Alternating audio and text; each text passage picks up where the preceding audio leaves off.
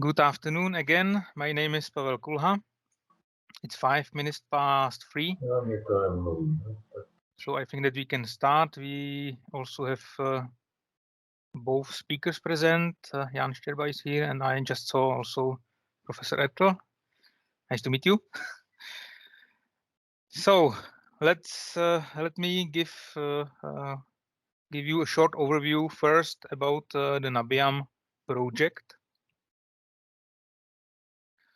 For those who did not have chance to attend the last or the first actually the first series of lectures before Christmas, I will give just short overview of NABIAM project.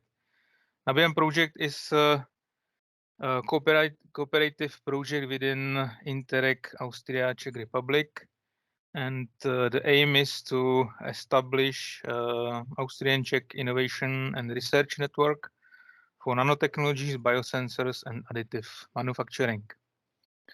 So our aim or our mission is to stimulate cross-border cooperation between Austria and Czech Republic, since we have seen that some links are not too strong or could be maybe more dense between research institutions and companies.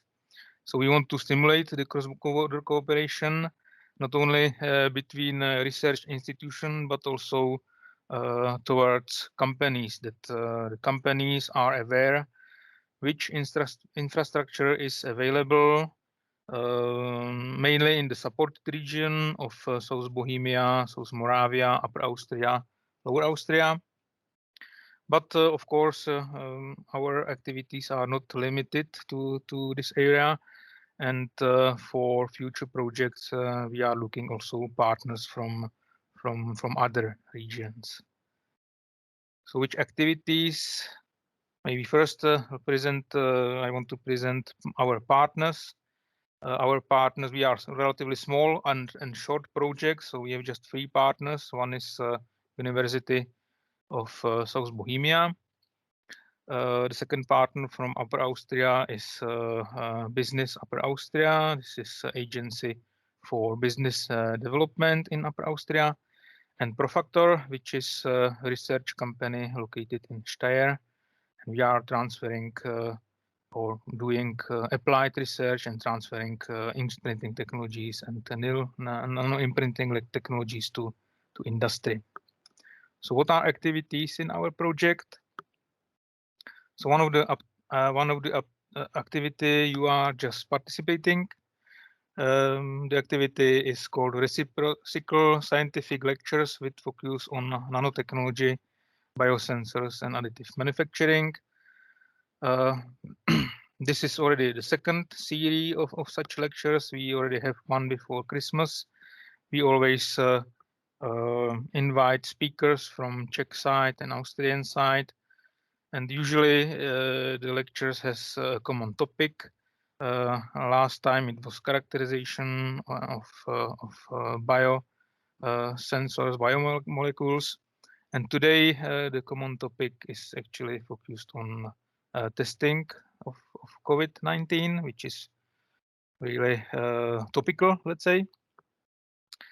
The second activity is preparation of competence map, including infrastructure, equipment, and available technologies in the region.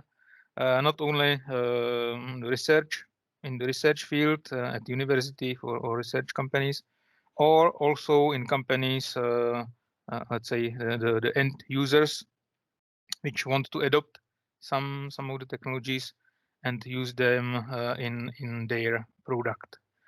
So we are organizing bilateral visits to get know to each other. So this is already running since October last year.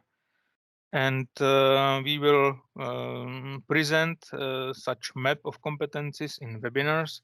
And the first webinars will start in March this year.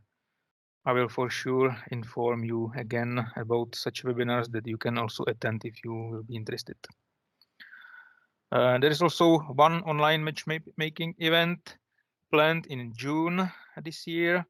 Unfortunately, due to the current coronavirus situation, we have to organize it also online. But I still hope that in few months the situation will get better.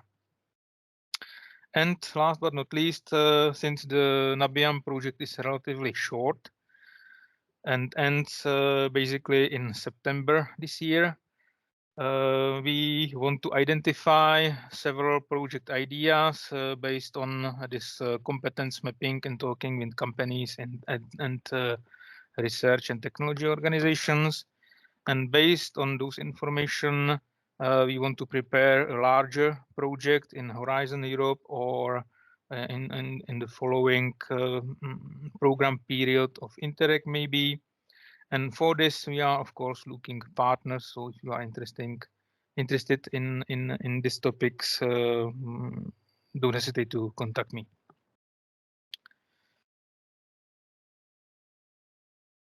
And you can also contact us on social media, on our web pages. On NABIAM web pages is also linked to the survey. If some companies are participating today or company representatives, please go to the questionnaire and fill what are your research interests. The next lecture will be organized in April. So again, I will send you an invitation for the next round of lectures. But today we have two excellent speakers. Dr. Jan Štěrba from Faculty of Science, University of South Bohemia, and Professor Ertl from Institute of Applied Synthetic Chemistry, TU Wien. And now I would like to give my word over to Jan Štěrba. Then he can start with his presentation on, sorry, I have to switch back to the topic, SARS-CoV-2 diagnostics from improvisation at the beginning to the novel approaches today. So the playground is yours, Jan. Thank you very much. Do you hear me? Yes, I can hear you well. Okay. So thank you very much, and thank you for this possibility to speak about our efforts in fighting the epidemics, still fighting the epidemics, because as you know, both in Austria and Czech Republic, and not only here, this situation is not getting better.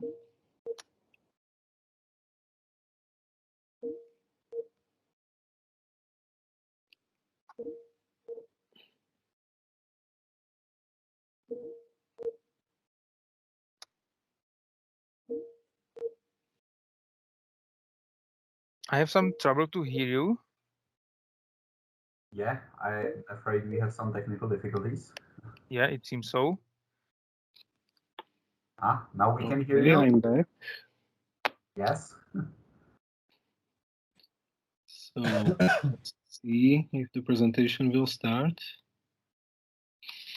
So today we will be speaking about the process of SARS-CoV-2 diagnostics, starting from the, let's say, old-fashioned method, which we are still using because that's the still usual way, the approved way of diagnostics, and we will slowly switch to the new methods which are not yet allowed to be used for diagnostics, but hopefully they will be used soon.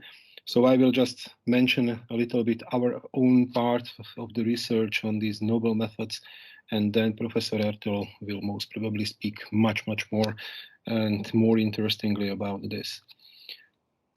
So everybody knows the coronavirus, no need to explain anything about this virus. So I will speak only about the situation in Czech Republic and about the situation related to the diagnostics. So January 10th was the date when our National Institute of Public Health announced that it also knows about this potentially big problem about this new virus. In that time, it was known as 2019 nCoV, so new coronavirus. Now we know this virus as a SARS-CoV-2, so SARS coronavirus 2. And from the beginning, as the system in Czech Republic allows it, only this National Institute was allowed to do diagnostics of this virus. And because this institute is doing plenty of various diagnostics, and it's also doing the verification of some problematic pathogens, problematic samples, let's say.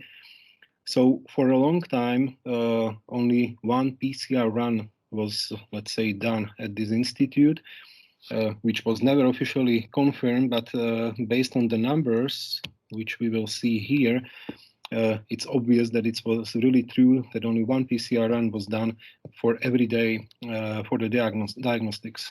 So starting from January throughout the whole February, there were only limited numbers of samples which were analyzed by this institute.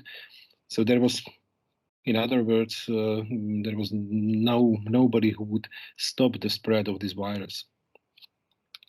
Then from March 2nd, some other laboratories were allowed to test also. So March 10th, there were 10 laboratories, including this National Institute. All of them were the major hospitals in Czech Republic. And then slowly more and more laboratories were allowed to do the diagnostics. So we had to prove that we have the equipment, we know how to do it safely. We need to prove that we are the positive samples, we are really getting the positive result for the negative samples, the negative results. So at the end of May, it was already 105 laboratories. At the end of the year, and it still did not change anymore, it's 130 laboratories. So we could do tens of thousands of tests, which are not done in reality. It's much, much more than 50,000 tests, which would be in theory possible to do every day. So now when we check these numbers, so up until the end, till the beginning of March, it was just few tests which were done per day. Then those new laboratories started to test. It started to increase. Here in South Bohemia, both our laboratory from the University of South Bohemia and also laboratories from the Biology Center provided these abilities to do the testing. So sometimes at the end of March, 3 laboratories, additional laboratories in the South Bohemian region started to test. And there we can see nicely how the number of samples analyzed every day is increasing. So why we even started to do that? Because in this March, when, let's say, the epidemics was officially started in Czech Republic, we had almost a lockdown. So it was still not real total lockdown, but almost that.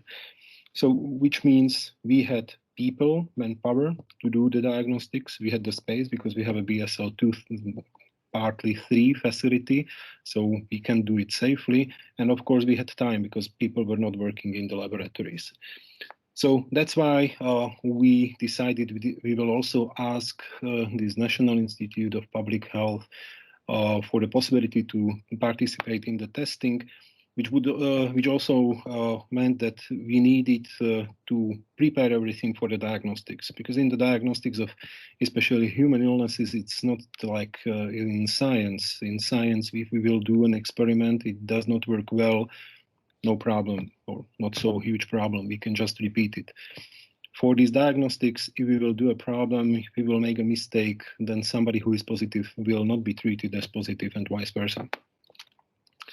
So we asked this National Institute, provided all the information, and what an interesting number. So at the beginning, we announced that we will be able to analyze 50 samples every day. In that time, we worked every day, so including weekdays. So how was this working? We, at the beginning, used spin columns, because yet another problem related to these diagnostics was that already in that time, every laboratory and every country in the world was buying as crazy all the pipetting tips, all the microtubes, all the kits which could be used for the diagnostics. So our first days were a combination of preparation of these documents and buying everything what was needed. So here you can see a very nice example of how it was working. We were able to buy some or get some protective overalls for the safety, but the size of these overalls was not always the best one. So if somebody was smaller, like this, our colleague Hanka Mashkova, I think, is here.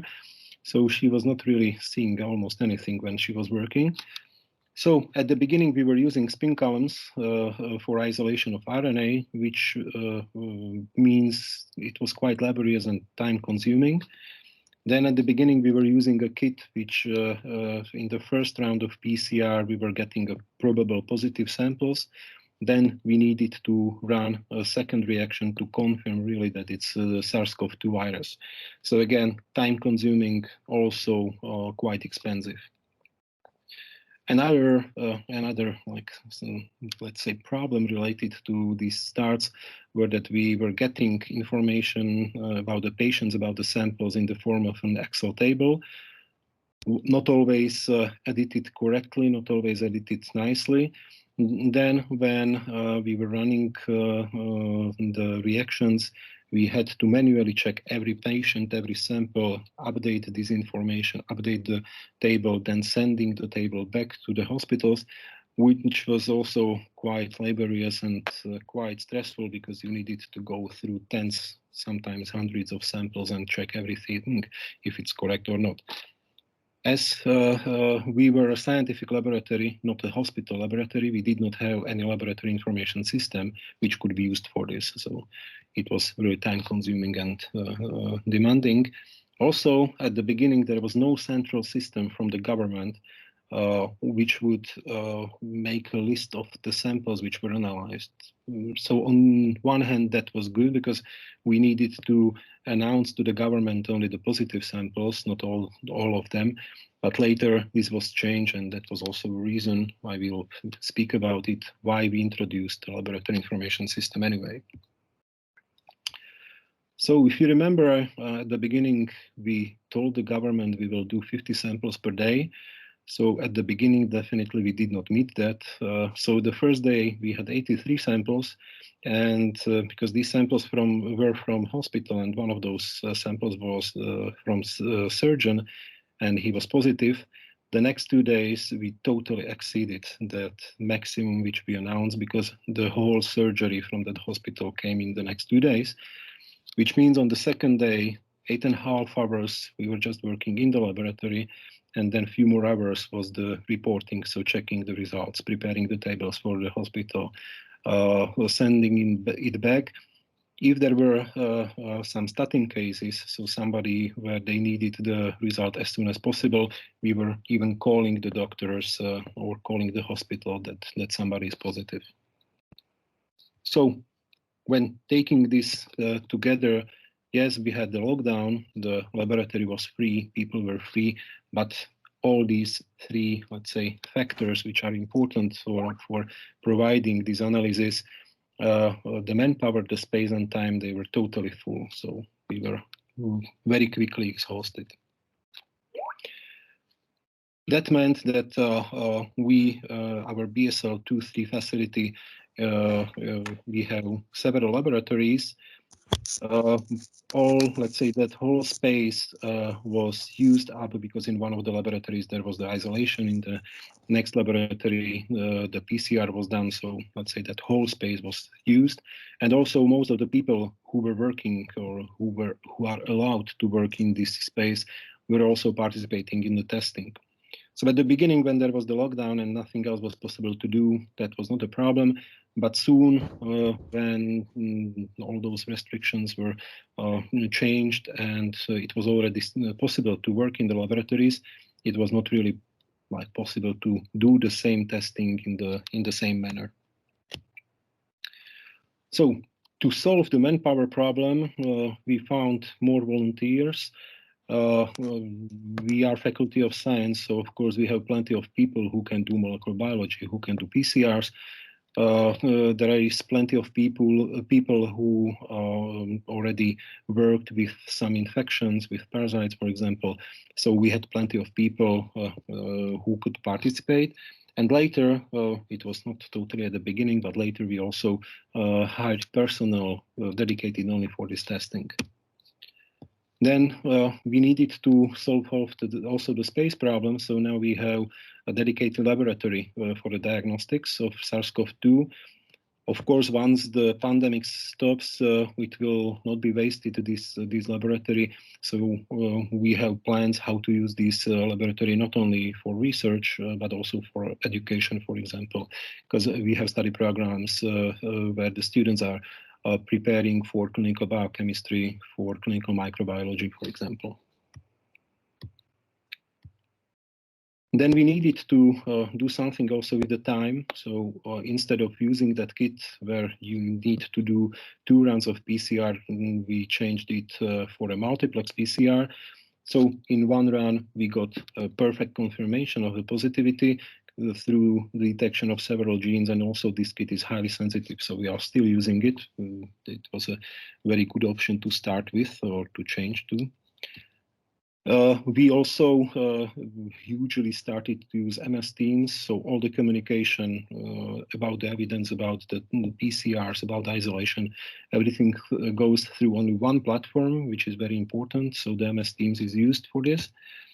Later, as the government decided that all the tests which are done must be announced, must be that the institute which is responsible for this at the government, that it must know about every sample. So we needed to start to use a laboratory information system. So Palacký University developed a laboratory system, information system, which was possible to change and apply for the SARS-CoV-2 testing. So we are using this, and this was a huge benefit for us, because it's possible to very quickly import the patient information, to change this information, update about the positive, negative results, for example, and also export this information. So the administration related to the testing is now maybe 10% of the time, which was at the beginning. And another important change was purchase of an automatic isolation platform for RNA. So thanks to that, and taking all these changes together, so at the beginning we were at 50 samples per day, which were quite laborious. So now I think without any problems we can do every day 250 samples. Without any problems means people who are participating in the testing can do also research, can do also something else. So all 3 problematic factors, manpower, space, and time, we can say now are solved. So overall about the testing for SARS-CoV-2 at our faculty, so we started March 28th. On June 18th, we thought we are finished. So we even announced that we finished the testing, because everybody expected that the government will be prepared for what will come. So it did not. So in approximately 1 month, we were asked by the hospitals, so not the government, but the hospitals themselves, we were asked to start testing again. And we did not stop it yet. So we are still testing, we are still providing this service for the hospitals. Then there was yet another development. There is another laboratory in České Budějovice, in Budweis, which can also test now. So now we are collaborating. So when we get the samples from the hospitals, some days we are testing, some days they are testing. And just like for some idea how we were testing, so here are the numbers of the samples which we tested every month. So the October and beginning of the November was the second wave, those maximum numbers of positive cases, and also when the hospitals started to be exhausted. So we also tested maximum of the samples in these 2 months. We take this testing for SARS-CoV-2 not only as like a service for the hospitals and for the people, but we also want to use it for something additional, some benefits also for us for the future. So one of those benefits is that laboratory, which will be in the future used for the education.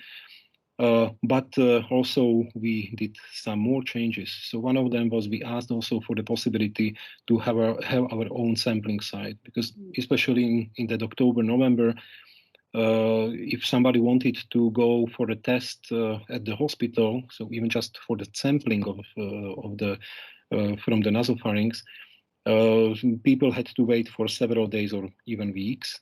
So thanks to this our own sampling site, we can provide this sampling and also the test for the SARS-CoV-2 in matter of days for all the personnel and students of the University of South Bohemia and also Biology Center of Czech Academy of Science. Also, we started to do research, so we are allowed also now to do research on this virus. So now we have, for example, our own isolates, which we are characterizing and also using in the research.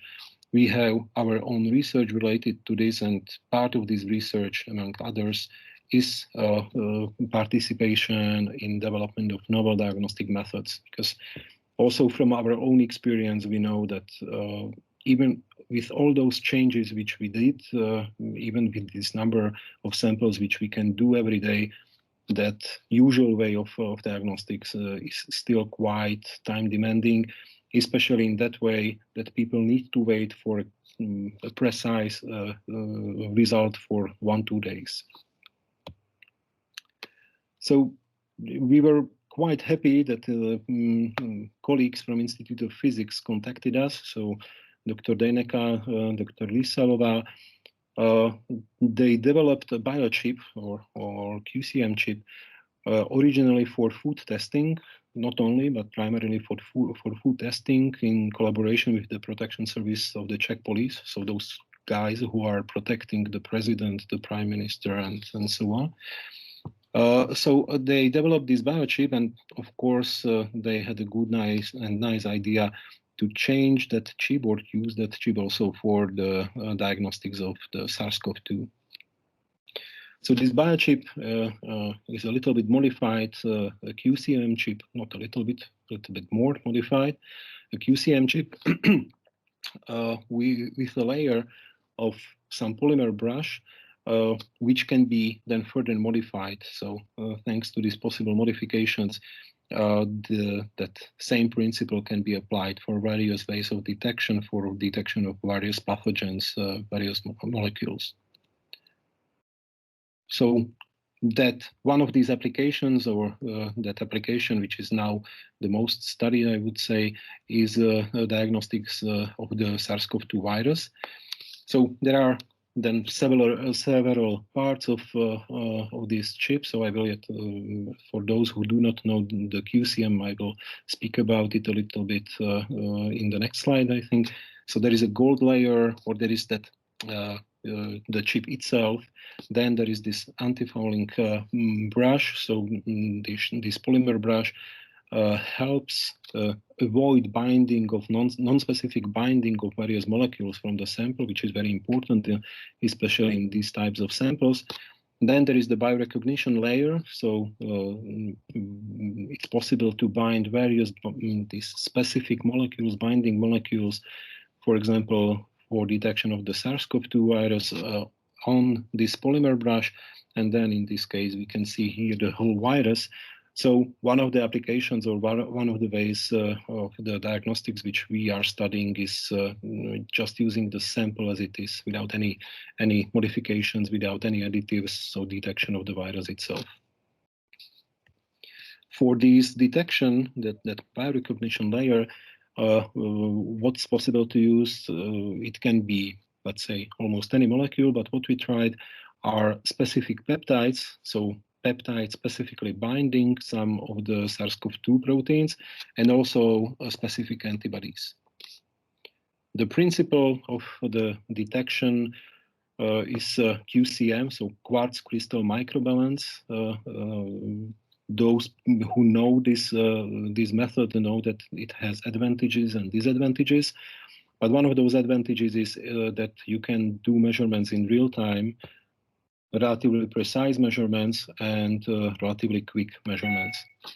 So what is the principle? Just very quickly, this quartz crystal, so that layer on the bottom, we can vibrate it somehow, and if something is binding to this quartz crystal, those vibrations are changing, and we can measure that. So in theory, quite a simple principle, which means when we prepare this layer, so if I will switch here back, if we will prepare this layer, it's vibrating somehow. If the coronavirus then binds to it, then those vibrations are changing, and we can measure this change, and then we can say that we detected the coronavirus.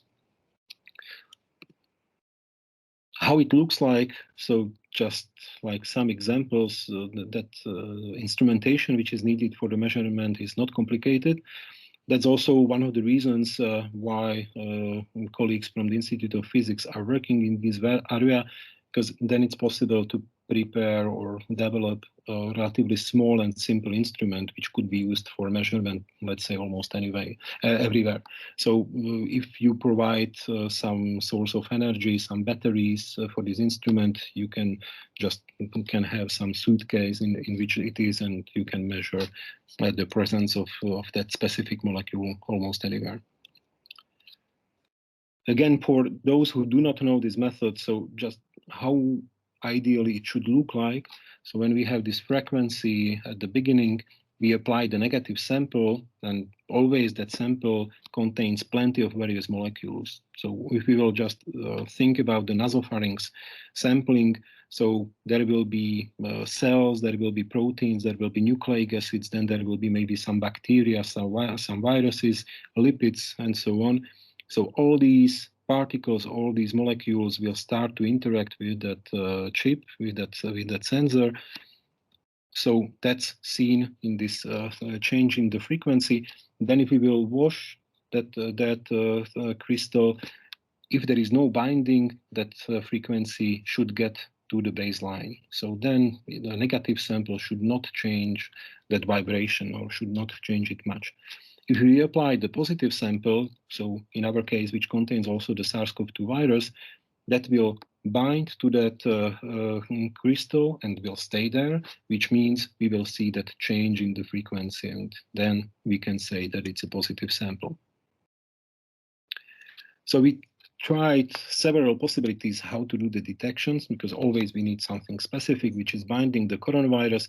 So through the collaboration of colleagues from Institute of Physics with some other laboratories, there were, or what was available were some specific peptides which are binding some of the coronavirus proteins, then also non-commercial antibodies, so those which you cannot buy just from any company, and then there were also some commercial antibodies. So there were several of these binding molecules for the coronavirus which were tried.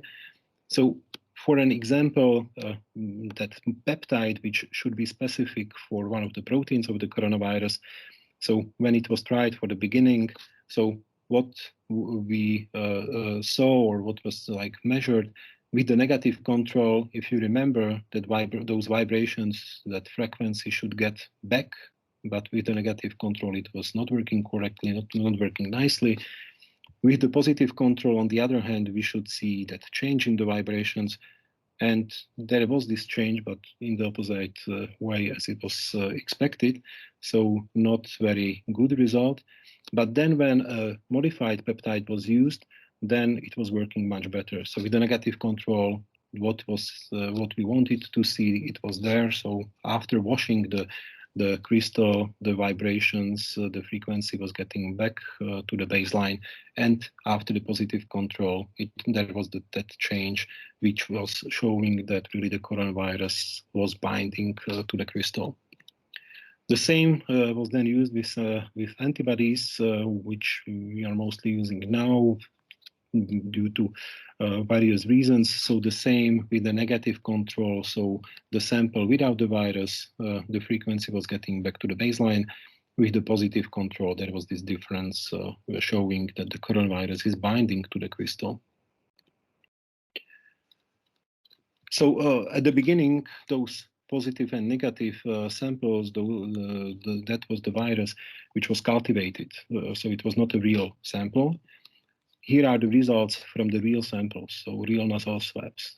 So especially when you have a patient who has a respiratory tract infection, you can imagine that nasal swab will contain plenty of nasty things. So even with those nasty things, with the negative sample, that the frequency was getting back. With the positive samples, we had that binding of the coronavirus. So even with the real samples, it was shown that this biosensor is working. And I do not have here the picture, but with these our colleagues from Institute of Physics, we tested plenty of various samples, so swabs from different parts of our bodies, even swabs which were like used for sampling of various surfaces. And doesn't matter what kind of sample was that, always that result was the same. So irrespective of what kind of sample it is, this biosensor is really doing a nice job and is really doing the diagnostics, the detection of the virus. What is important here, we were not using, or we primarily are not using any modification to the sample. So, of course, there is no isolation of RNA, there is no isolation of proteins, there is no change. So you can just take the swab, wash it, mix it with PBS with some buffer, and just use it for the measurement. So even without this, we already have a very nice limit of detection, 1,000 virus particles per milliliter, which is not a lot, so very nicely working. Including some modification to the medium. So, for example, doing the lysis of the viruses can even enhance this detection. But anyway, it's all, in such a case, it's not already that the most simple possible way of preparing the sample. So that's why we are still trying to use just an unmodified buffer. Thanks to trying all those various swabs, all those various samples, we can say that it's really universal. So it doesn't matter what kind of sample you will try to measure with this biosensor, it's possible to measure. At the beginning, the detection time was, let's say, even some 40 minutes, and then it was getting lower and lower. So nowadays we are somewhere around 10 minutes. And what is important, you can just reuse the same biochip several times. So you can use that chip until it's still showing the correct result, which means you can measure several samples, then verify it with, let's say, a control, and then use it and use it and use it until it stops working. So it means, amongst other things, you can very nicely decrease the price for the tests. Nowadays, the time is for the detection is yet more decreased. So let's say we are at some 10 minutes or less. Still, this is enough to provide the correct result. So to really show that even at that limit of detection, those 10 minutes are enough for one sample, which means if we would have in parallel several these sensors, we can just measure and measure and measure plenty of samples. Everything will just depend on the number of those sensors which are used, and in time, which is similar to the antigen tests, we can get the result, but that result will be much more precise because we have here much higher sensitivity and also selectivity. So really the precision of this measurement is much, much better compared to the antigen tests. Thanks to that, that we do not need to do anything to the sample, the personnel which is using these biosensor does not need to be trained anyhow specifically. So it's not like when we are now doing the usual diagnostics, when you need to have the personnel trained in work with infectious material, and also you need somebody who is trained in molecular biology.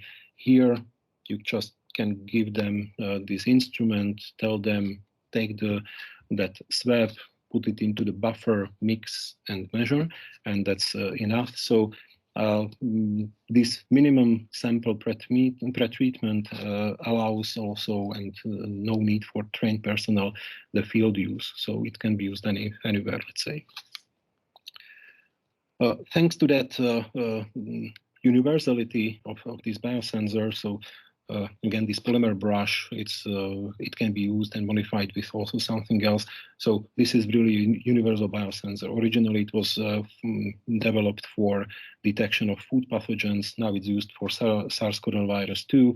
Maybe in 10 years, when new pandemics will come, we will use it hopefully for the detection of this new pathogen which will arrive. And what is important, all those various swabs and sample types which we tried are showing that we can really use it for various samples. So irrespective of what kind of pathogen it will be, let's say irrespective of the sample almost, we can use this biosensor also in the future. So we are getting to the end, so just to acknowledge everybody and everything related to these diagnostics. So just like some overview of the COVID test team at our Faculty of Science at University of South Bohemia. So till now, we processed more than 16,000 samples. The positivity, the ratio of positives was increasing slowly. So altogether, we are now at 3,413 positive samples with a record of 288 samples. So when I was speaking about it, that we can now process those 250 samples, we were exceeding it for several days, and we survived. We are really able to do that, even with this old, but still the only officially recognized method. There is plenty of people who participated. So in green, here we have those people who started and are still participating, both working in the laboratory, doing the administration, doing all the work related. Lenka Stifterova is a very, very important person because she's doing the sampling and now also providing the antigen testing in addition to these PCR tests. So plenty of people involved, and huge thanks to all of them, because otherwise it would not be possible. So we have some personnel who is hired just for the testing, but it would not be enough. We need more people to provide the testing for the hospitals. And here, thanks also to all the collaborators from the other institutes. So primarily from the Institute of Physics, but also Institute of Parasitology, Biology Center of Czech Academy of Sciences. And also thanks to the MATKA project, which is a National Center of Competence. In the frame of this National Center of Competence, this biosensor was developed and now is developed more for the use for SARS-CoV-2 diagnostics. So that's all from me, and if you have any questions, just ask.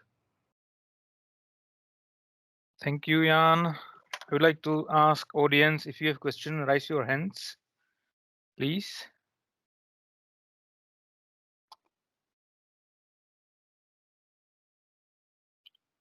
Do not hesitate to ask. Any question? Maybe at the beginning I would have one. You mentioned also price of the testing and your side that you want to develop, or that you want to allow cheaper price. So my question is if, because I know that in Czech Republic, the price of the COVID testing is somehow limited by government. So if those expenses or what you get from insurance company, if it's enough to cover your expenses, or if you are in principle cheaper than that or more expensive. So the price is funny and tricky question. So yeah, the government said what is the maximum price, but when there is some company, they still can do that they will increase that price by let's say they will say that the administration is 500 crowns, so you can still pay more. Another thing is that at the beginning when we started this, we had an agreement with the hospitals that because they have for the sampling, they have some expenses as well, which are not covered by the insurance, that they will not give us all the money which they are getting from the insurance company, because that payment is going through the hospitals. So originally, let's say, when I will say the price which we had for the general testing, for also for the university or for personnel and students from the university, it was, let's say, some 1,400 crowns, which includes plenty of various types of money. Not all of that is coming to us. So let's say, or in total, we had some 1,000 crowns, which was enough for in the last year. So at the beginning, when we started to look for everything needed for the testing, we spent huge amounts of money. We have plenty of things which we are not using anymore, various kits which we are not using anymore. So then this need for the money was changing, and now we are at the price of some, let's say, 900 crowns, which can cover this testing, and we are just at the edge of that we can also now try to check for the mutations. So we are just now started to do that when there will be positive samples, we will also do checking for the mutations if they are present, so that British mutation, South African mutation, which are widely mentioned. If we are just like compare it with the QCM, so thanks to that the biosensor can be reused, most probably that price will be yet lower. So really using, for example, biosensor or the other approaches which can be used, the price could be lower. But the important thing is antigen tests are also more cheaper compared to the PCR test, but they are not so precise, they are not so specific. So always when in the future, hopefully some governments will think about changing the PCR tests for something else, hopefully it will be something what gives the same precision and specificity of detection. This is actually my second question. If the QCM sensor is disposable, or we have to use always a new crystal? So you can use it until it's still providing a good result. So up till now, let's say 50 measurements, they are still okay. Because not all the samples which you get are positive. So let's say the coronavirus is not binding. After each measurement, you can again adjust the baseline, and you can just reuse that biosensor until it's still providing high precision and high specificity.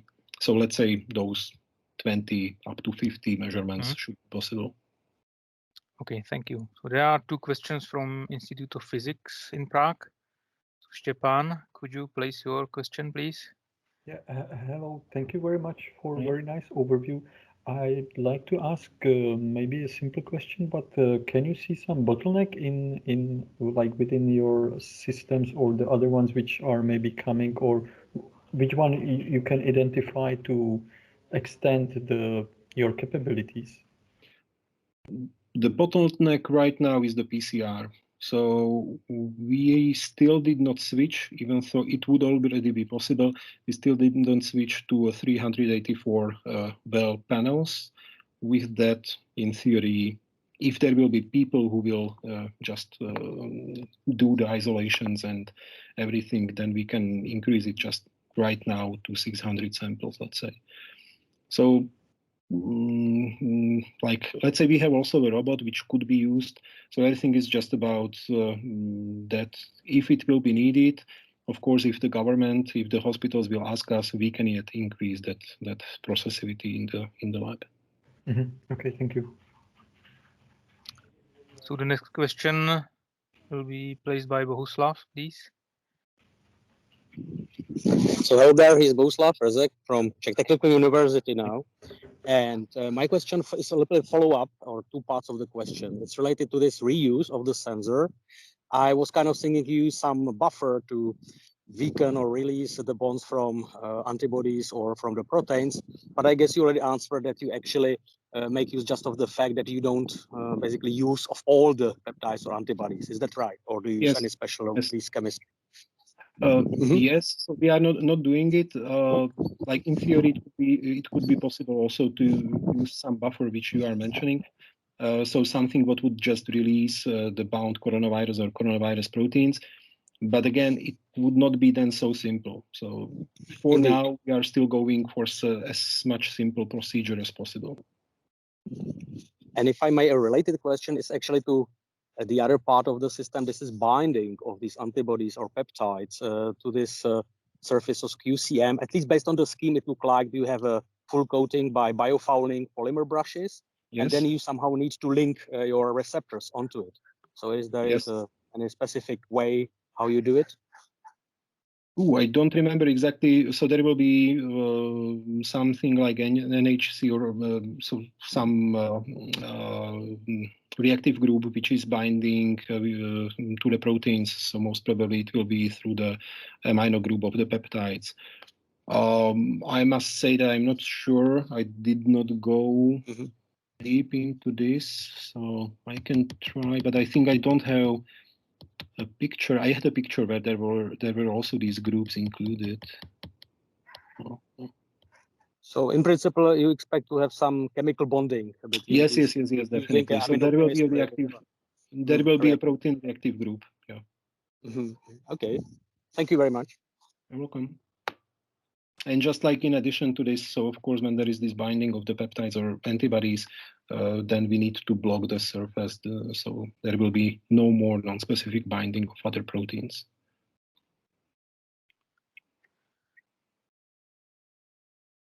So since then, there are no more hands raised, I would like to thank you, Jan, for your very interesting presentation, and I wish you good luck and actually less tests in the future.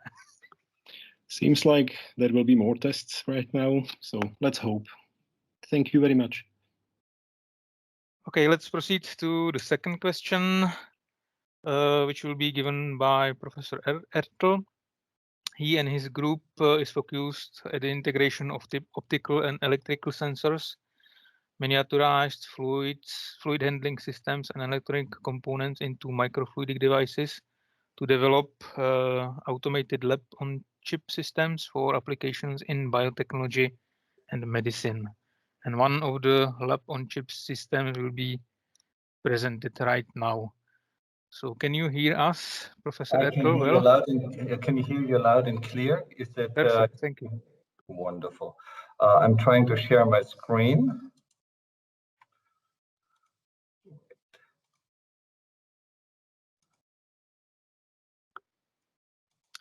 We can see it well, but still not in, now in presentation mode. Perfect. This is the presentation mode. Great.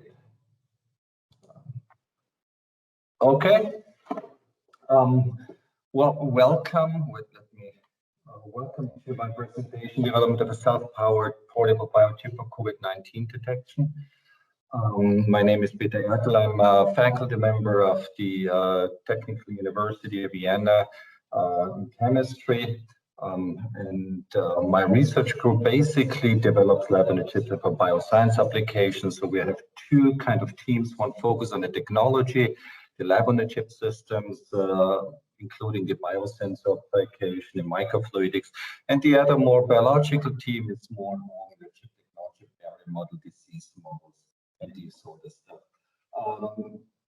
Both groups are kind of working together on the technology side, but they also have always running up the last couple of years more lab-on-a-chip for diagnostic, so next generation diagnostic systems.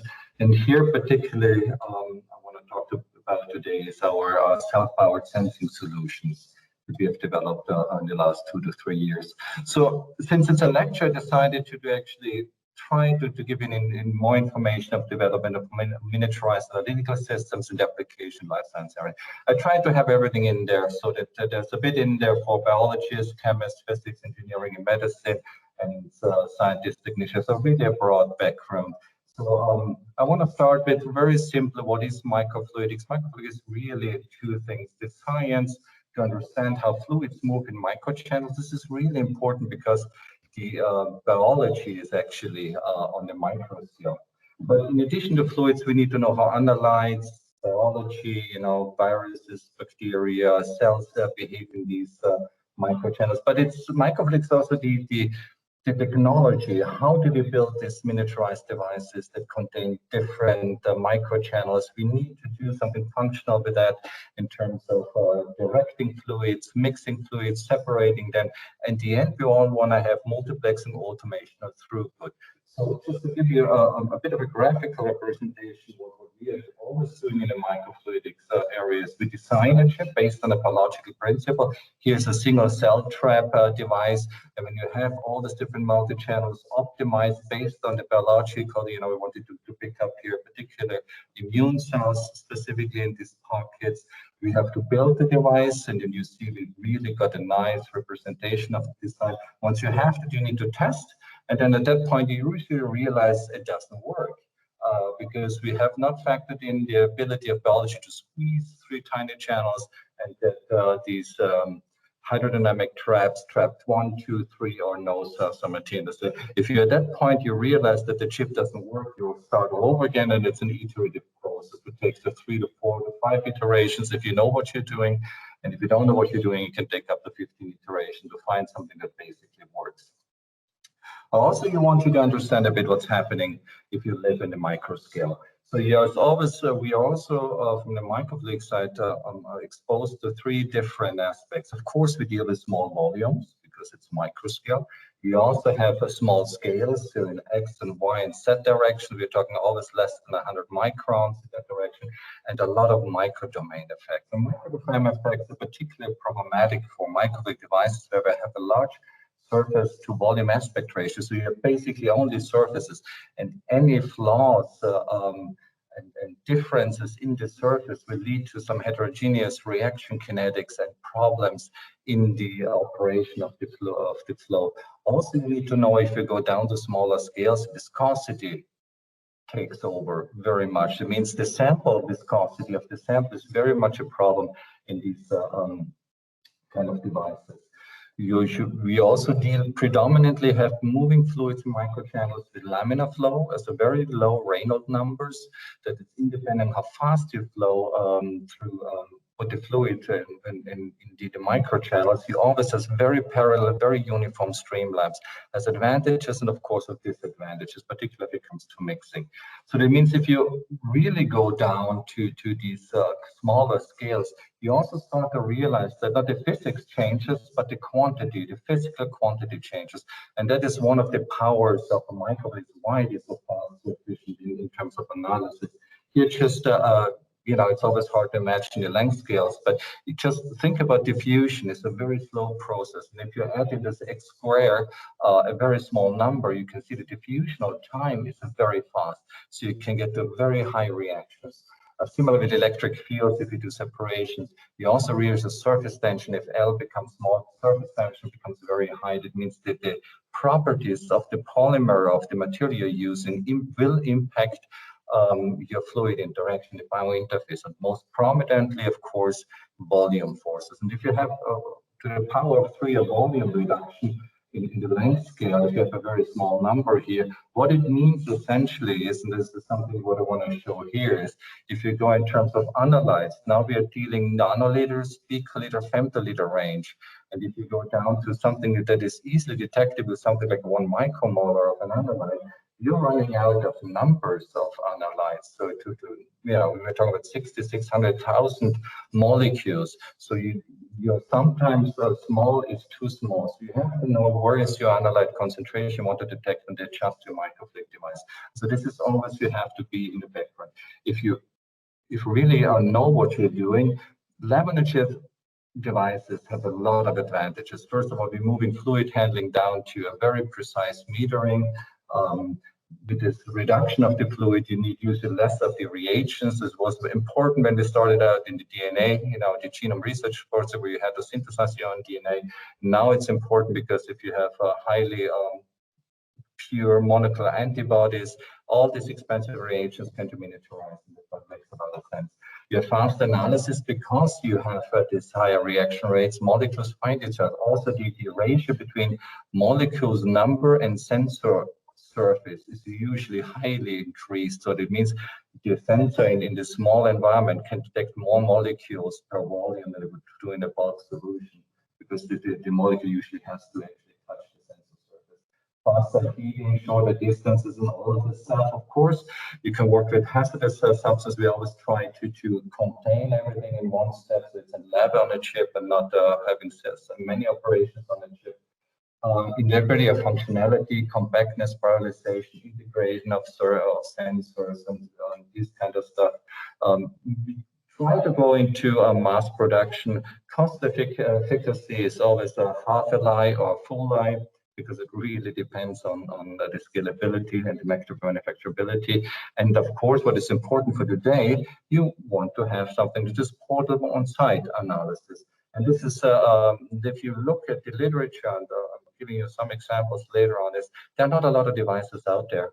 And the question is why? Because this is something we are used to have. And if you think about it, the reason why we don't have good devices, portable devices for on-site detection out there, is because the chip by itself is useless. You always need for a lab and a chip system the bioassay. If you have a bioassay, you need a sensing platform. You need an electrical, optical, or magnetic sensing platform to sense that. And of course, you have to move fluids through it. So you need a microfluidic control unit, pumps and so on. And actually, it goes so far that most of the time you have not a lab on the chip, you have a chip in the lab. Here, the chip is embedded in a manifold, interconnected to different valves and syringes, connected via BBC boards in a housing, syringes to inject your samples and so forth. And of course, the trend goes towards miniaturization and integration of these lab-on-the-chip devices. This is what we have done here, but you still have a fairly, that is just like as big as a hand that you have to move around. So the real trend right now is sort of for the last 5 to 10 years in advanced lab-on-a-chip system, that the next generation of miniaturized analysis system need a higher degree of automation, miniaturization, integration.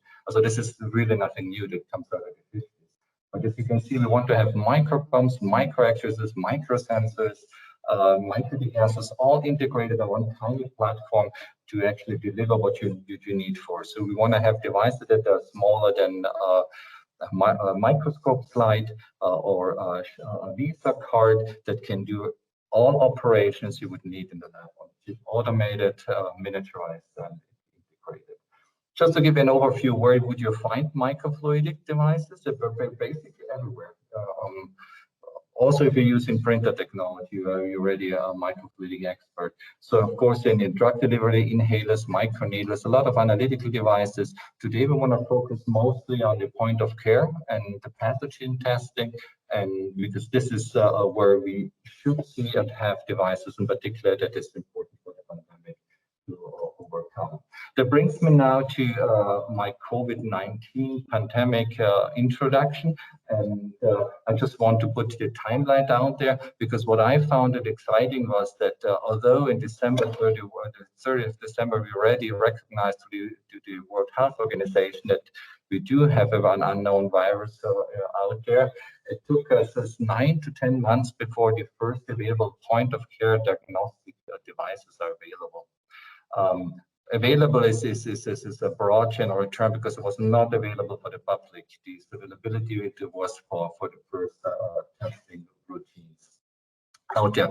So it takes around 6 to 9 months from when you actually get an outbreak to when you start getting the first devices, right? And as you can imagine, the first devices or the available antigen tests are not very good at all. And the problem is because usually you need really good antibodies, good capture mechanisms for these kind of devices. Fighting the pandemic, testing is certainly extremely important, but this global strategy is always a multilateral strategy. I want you to remember that it goes out from social distancing, clusters, tracing, prevention of the control, reduction of mobility. And here's was a very nice publication that actually showed that just simple on the social distancing, the impact of social distancing would reduce the number of infected individuals by half. By doing that, by just disconnecting one of the nodes that you usually have if you are outside. So social distance, as uncomfortable it is really effective as well. Here I'm today to make an argument for testing as a key parameter in addition to all of these suggested WHO measurement schemes. For an analytical chemist, you need to at least know a bit about the analyte you're dealing with. And if you look at COVID at a glance here, what you need to know as an analytical chemist is what can you detect? You have to capture something. You need to know that, okay, this full virus particle interacts with the surface receptor. So we have these kind of spikes. You should know that a variety of different proteins, highly specific for the virus, these are all potential targets to detect something. You can have inside the nucleocapsid proteins, the end proteins that are associated and stabilize the single-stranded RNA that is inside. These are all perfect targets, and of course the RNA itself are nice targets. We know that in a good outcome is you get infections. It takes you, after the incubation of 1 to 2 weeks, you ramp it up, the virus titer, and it comes down again. But the bad outcome is the virus titer continues to increase as well. So what we really know is that there are 2 diagnostic approaches we have right now. RT, PCR, and antigen tests, and of course you can do some serology, looking for antibodies in your plasma to see have you been exposed to the virus as well. And there's usually serological testing, ELISA, lateral flow, or the virus nutrition. So this is the state of the art and that we have at the moment. Just to give you a reminder, PCR, it's not that simple and straightforward as apoptosis, but it is the gold standard. It's usually 3 steps, and there are different layouts. This is just one of them. Just wanted to highlight that you usually need around 4 hours, 3 to 4 hours to do that, and you can do that in mass testing as well. Limitation, of course, is the implementation and time, the logistics on it.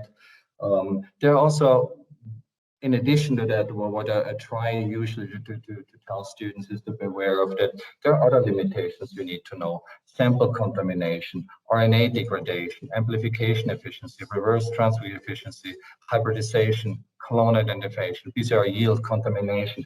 So all these things would, we all take for granted because we have this highly skilled technicians usually working on that, but they can become a really brutal problem, particularly if you have very low viral contents in the sample, and you need higher PCR cycle numbers as well.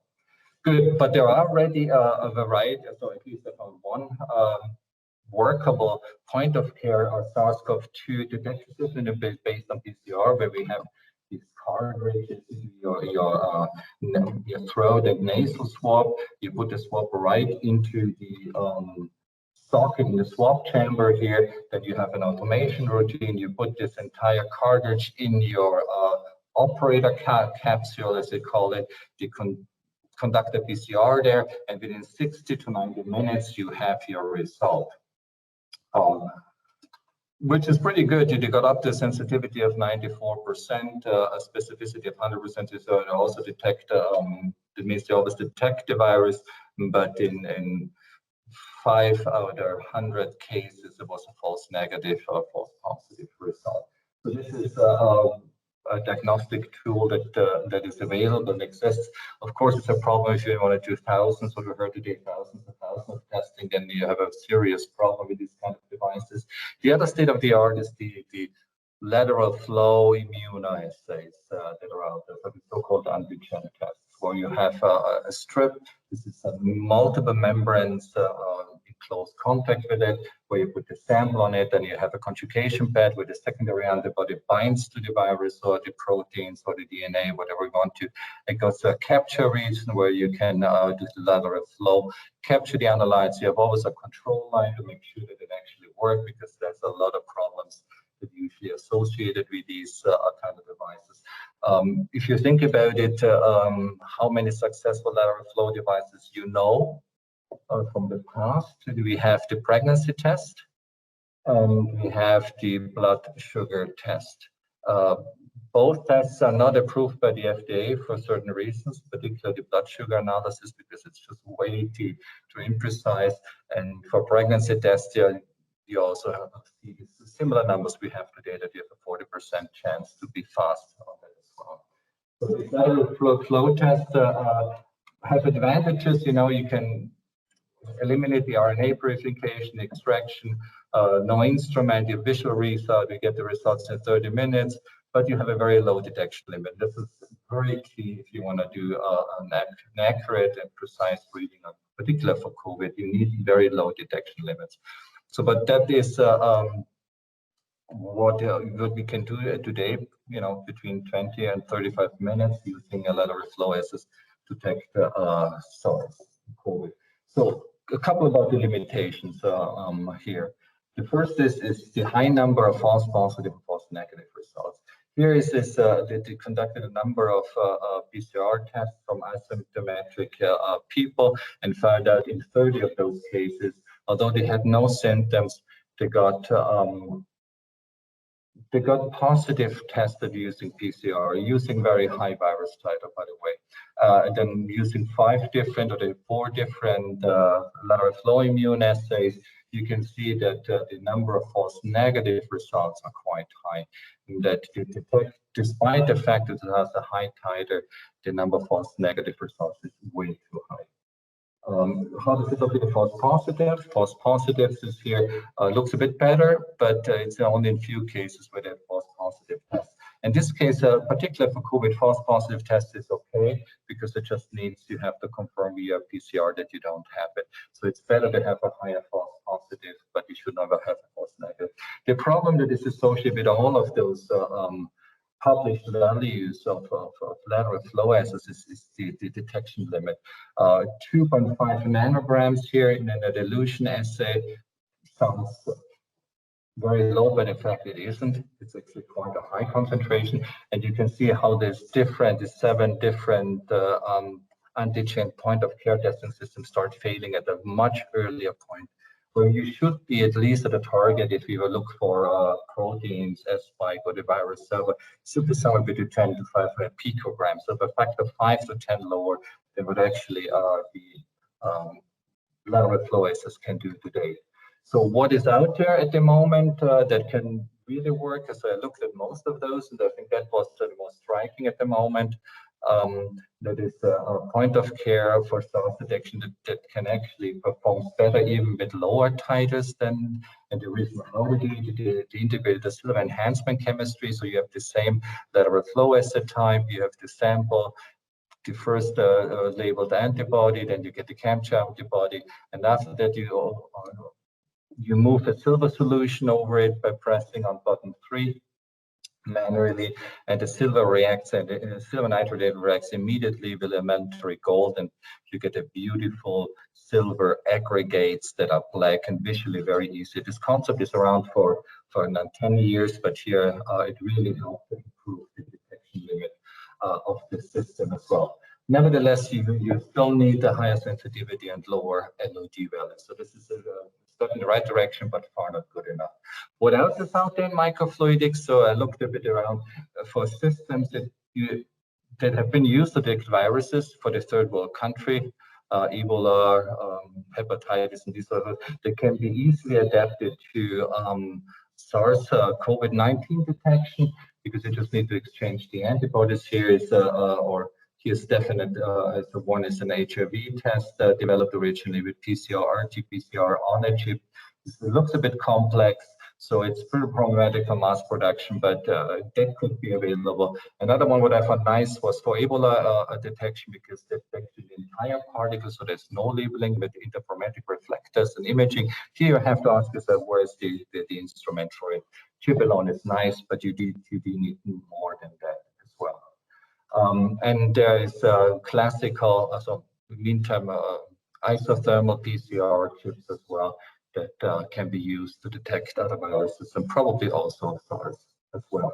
So what are the remaining challenges if you have what we have right now? We know we need fast and sensitive on-site testing to identify pre-symptomatic and infectious people, particularly for air traffic, for mobility in general, you know, airports, train station, buses, ships, and this sort of stuff, where you really want to have them test them. Large events, cultural events, emergency rooms. Point is, we should always, and this was the same, it should be affordable, very sensitive, highly specific. And here I drew up a little diagram that kind of shows you the problem. If you get infected, it takes a while until your viral titer starts ramping up. And it's only at the beginning you have a complete infectiousness in the first week or two. After that, it will come down again. And classical RT-PCR will detect DNA fragments from the beginning to the very end, also for the entire 4 weeks. So that means if you want to pick out pre-symptomatic and infectious people on an airport, PCR is not a good way to go for that. Similar with antigen positive, also antigen tests, because antigen tests are not sensitive enough. You're always back here at the end of the curve. Now, so this is also another good way to start looking at these infectious people as well. So how do we approach that? On the technology side is we want to have a simple sample preparation, put this on the chip does everything yourself, and you get a readout in less than 10 minutes. Less than 10 minutes means that the target should be actually more than 5 minutes. So the specification we set out was an easy sample loading, integrated sample treatment, handle complete automation to make it for non-skilled people, available ultra-low detection limit, elimination of false negative results, quantitative results in less than 5 minutes, on-chip power supply that into the instrument. The readout, everything is integrated on the entire chip, and this is a handheld device, no additional instrument.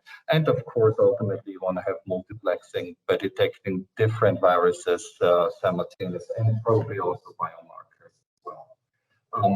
From an analytical point of view, I also want to remind you, the sample matrix is not a simple one. If you take a swab or a gurgling sample, this is what we want to use. You usually get in your vial, we don't have so much problem with the volume because you can easily have a 1, 2, 3 milliliters in there. But the problem is that you have a very complex sample. You have the epithelial cells of your cheek in there. You have cell fragments with mucus, which makes it very, very viscous again. You have a number of virus proteins, fragments, free genomic viral RNA, intercellular viral mRNAs. So there's a lot of stuff in there. Ideally, you want to only detect this infectious virus particles, because this is what actually you need to find out. Are there particles in there? And if there are particles in there, are they infectious particles? That's the only way to detect superspreaders. So our technological approach is, okay, well, let's integrate the power source. We need electrical readout, quantitative readout, all in one. So we have micro batteries in there. We need power supply micro batteries, the bioassay sensing readout units here, LEDs, and electrical sensors. And of course, you need a microfluidic because you have to have now 3 reagents that has to mix and has to be moved, in addition to the sample loading that has to be moved through the entire chip automatically. So it's actually a very, very complex lab on a chip system. It's a great challenge for an academic to try to put this together. Good. We also have a secondary concept. We call it digitalization concept, where instead of having micro battery, we integrated and a field communication chip with an antenna. The idea is that you get a wireless energy transfer from your cell phone until it activates the entire system, and the data collected will be transmitted back to your app, and via the app linked up to the epidemiological center. And that is important because we realized you need to bring the data to the actual people who can make a policy decision and implement containment measures as fast as possible. So having just the yes or no in front of you is not good enough. You need to get the information back. And this was some of the problems we realized in Austria, that we didn't know where the test was made and when the test was made. And these data were basically lost for our epidemiological center as well. Good. So in terms of integrating batteries, micro batteries, we approach 2 different approaches. One is a metal oxide. We have zinc and the manganese oxide, the zinc anode, manganese cathode. And if you add a salt solution, this is what we want to use in a gurgle solution, then it really starts oxidizing zinc into generating well, not a lot, but at least 700 millivolts for at least 20 minutes at the moment configuration. The second idea was just instead of a salt solution, maybe a sugar solution might be nice to gurgle instead. And for that, we created a biofuel service. Like, okay, we have a hydrogel there, which is inside a number of glucose oxidase, lactase oxidases, and we just generate enzymatically enough power to power our chip as well. So we got around not as much power out of it. We are under 450 millivolts, but at least depending on the amount of glucose we can get in there, was that, you know, we can power the sensors for at least 100 minutes continuously. So we found both strategies really good and interesting, and now we're currently integrating that in our chip platform. The heart of our chip is this microgap nanobridge assay concept. The idea is what I explained already before, that the silver enhancement chemistry, that we initially have, of course, the two electrodes that are completely interrupted by a gap space, so there's no current flow between these two electrodes. We capture the virus, we add the nanogold labeled secondary antibodies, the detection antibodies. So we have the classical sandwich ELISA, and then again, as we saw before, we add the silver nitrate solution moving over it, and then you get this formation of silver dendrites, elementary silver dendrites. And if they connect between the two electrodes, you get a conductive bridge and you get a measurable signal. And that is by far more sensitive than looking at it with the eye. It has a visual inspection, which you also have with the other lateral flow assays. So here just the silver chemistry is well established, very stable, and has been used to enhance the visual inspection of all these sorts of assays as well. Immobilization strategy, always important. So usually to make sure that we're using protein G, this is binds very specifically the immune globulin G at the long end of the C terminal, so you get very nicely aligned soldiers. You get a high density of those antibodies at the surface. So we optimize the protein G mobilization on our chip as well. The virus capture strategy, we started out with the spike protein as a capture antibody as well, and we could see that now using here an enzyme and the chromophorometric assay, a spectroscopy assay, that the sandwich works well inside our chip, and we optimize the concentration of our detection and capture antibody. And again, here you can see that it's a quite high spike protein concentration because it's a visual assay at this moment as well. Good. So the core of our fast assay is this switch, this one-way switch, where we have the formation of the silver bridge. And once we have the formation of the silver bridge, all of a sudden the electrodes that is powered by our micro batteries can get the electrodes through to for instance, a readout. It could be a light emitted diode or a display. So display unit. So that's a very simple circuit model for that. Once we have the silver bridge, it's also fixed. It means you can always remeasure that at one endpoint, because once you have the silver bridge here, it's basically fixed in the device. That means that you can also do one measurement at a time. You have to throw out the entire device, which is kind of problematic in a development cycle as well. So does it work, the silver enhancement chemistry, to form nanobridges that actually conduct electric current? So that's the clean electrodes. Here's an IFM study. We added the gold labeled antibodies to that. So on the surface, the clean electrodes means basically we have at this point the capture antibody, the virus protein, as well as the secondary antibody on it. Here's a zoom in that you can actually see this, the 50 nanometer nanogolds between those two electrodes in there. Once we add the silver chemistry, a minute later, you can already see here that the gold nanoparticles is starting to increase around the perimeter. If you wait 2 to 3 minutes, it's getting larger and larger and larger. Here are the different nanoparticles there between captured viruses between the electrodes. And soon after 10 minutes, we really saw very big and thick bridges between the two electrodes. So we thought, well, that's very good, but we still had no idea if you can actually get enough current through to detect something or measure something. So the next time we will use conductive AFM, which is nice. So you have one needle, it puts at one position, and then the FM tip moves up and down, sees if there is an electric connection. But of course, if you have nothing between the electrodes, so this interdigitated electrodes, you don't get any electrical connectivity. If you conduct the entire assay, you get a higher concentration, you get multiple of these nano bridges and tons of current flow through these silver conductive nano bridges as well. So the principle of that works very well. So we knew, okay, we can actually detect something. Now it was sure how far can we go down, because one nano bridge by itself is around 1 to 2 virus particles. And of course, if you use conductive AFM, you can measure a single nano bridge if it is conductive or not, but we needed to test it in real life. So first of all, we did an assay optimization. How fast can we really be? This is where we used commercially microelectrodes. We integrated in the chip system. We performed the assay, and we found that actually after between 2 and 3 minutes, you get measurable currents, but after 5 minutes, it's really dominant. And since we wasn't sure about our detection limit, we decided to go for 5 minutes. Right now, we are somewhere between 2 and 2.5 minutes. So it's getting faster, the more efficient the assay goes. To do all this assay optimization detection, we had to switch away from using antibodies for the S spike protein and for the COVID detection, because they were simply too expensive. We got batch by batch variations, and in order to have a very clear quality of monoclonal antibodies, we went back to use interleukin-6 antibodies and anti-interleukin-6 antibodies, just to see how far can we go down in the protein detection.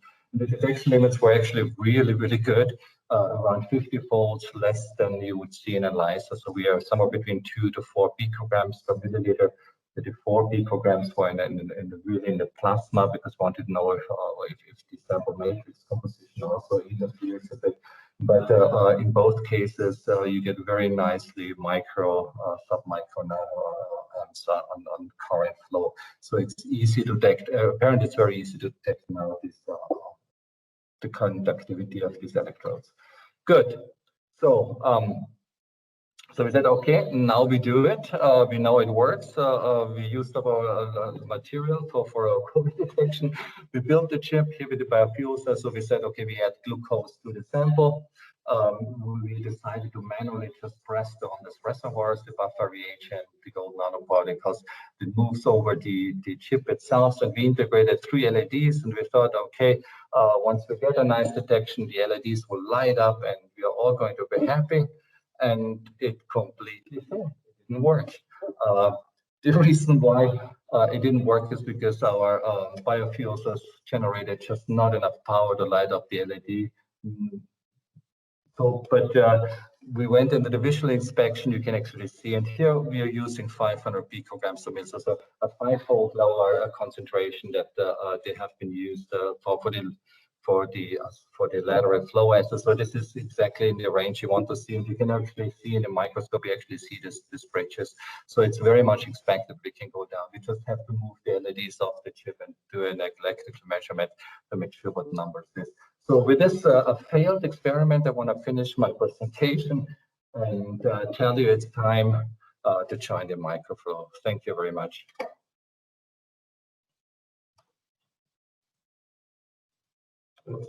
Thank you very much for your super interesting presentation.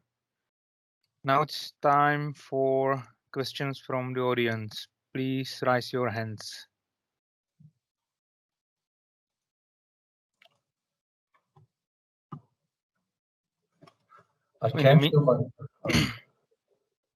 Yeah, Jan Sterba, the first question. Thank you. So my question is, which types of samples did you try, and also if you tried various concentrations of the coronavirus, so the detection? Maybe you mentioned it, but I'm just not sure if I checked it. We have an open collaboration with our hospital here. At the moment in my lab, we're only using the spike protein as a calibration curve. So at the moment, we are down to around 10 picograms per milliliter. we are moving for live samples, so we need to optimize the chip a bit more. The microfluidics has to be automated, and the readout has to be improved. So before that, we decided not to go in the hospital. The reason why was that because of the last lockdown, my students are always barred from entering the hospital, and we can only conduct these measurements at the hospital. So the lockdown is now over, so I hope that we can build enough chips. We have, every chip is one measurement, so we have to build up 50, 60 to 100 chips before we can go to the hospital. So the answer short, we haven't tested on the live virus. We only test at the moment with the spike protein. Oh, okay, thank you.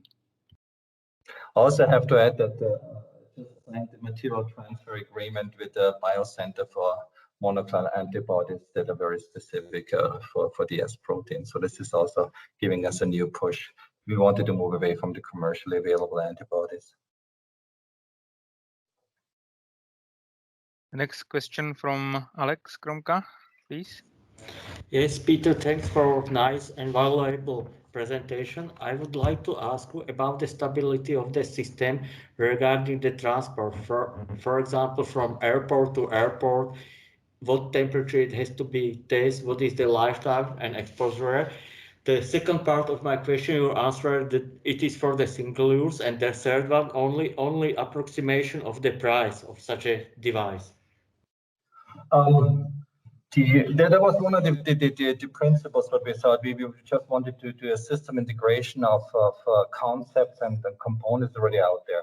The silver chemistry is highly stable that is currently used in the third wall, as well as the buffer.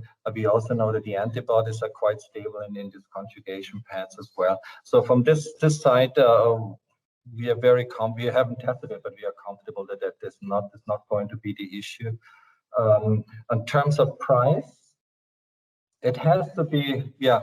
I mean, this is really a good question, because at the end, I'm presenting a very nice technical solution that is economic